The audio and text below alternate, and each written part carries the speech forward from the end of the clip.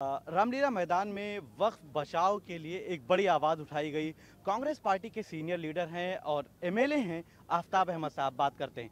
आफ्ताब साहब, आज एक बड़ी आवाज़ उठाई गई है। मल्लिकार्जुन खड़गे भी मौजूद थे। उन्होंने वक्फ को लेकर बहुत सारी बातें कही, लेकिन एक बड़ी बात ये कही कि लाल किला मुसलमानों ने बनवाया, ताजमहल मुसलमानों ने बनवाया, कुतुब मीनार मुसलमानों ने बनवाया। अगर इतनी नफरत है तो फिर जाके तोड़ दो।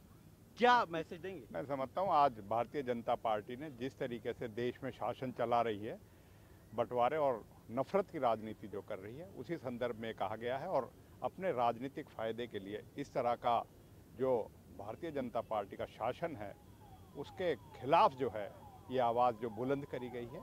और इसी वक़्फ़ का जो कानून है वो भी इसी परिवेश में देखना चाहिए कि ये हकूक जो है मुसलमानों को छीनने का। मुल्क में सर्वे की बात की जा रही है, अजमेर शरीफ दरगाह के सर्वे की बात की जा रही है। आफ्ताब साहब, आप कहा है, सारी चीजें कही हैं, बड़े स्पष्ट तरीके से कही है, कानून बना पड़ा है, लेकिन किस तरीके से भारतीय जनता पार्टी इस देश में बंटवारे की और नफरत की राजनीति से राजनीतिक लाभ लेना चाहती है। कांग्रेस पार्टी मुसलसल आवाज उठा रही है। आखिरी सवाल, मुसलसल आवाज उठा रही है, लेकिन उसके बावजूद सर्वे पर सर्वे किए जा रहे हैं। नहीं, मैं तो कह रहा हूँ यही इसी के खिलाफ आज आवाज उठाई गई है इतने कांग्रेस अध्यक्ष की।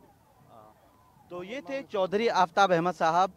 इन्होंने एक वाज़ेह पैगाम दिया है कि कांग्रेस पार्टी और मल्लिकार्जुन खड़गे पूरी तरह से इसी के खिलाफ हैं, जो मुल्क में एक तरह से माहौल बनाया जा रहा है या मुसलमानों के खिलाफ आवाज़ उठाई जा रही है। वीडियो जर्नलिस्ट मधुकर के साथ मैं निसार अहमद खान, भारत एक्सप्रेस, दिल्ली।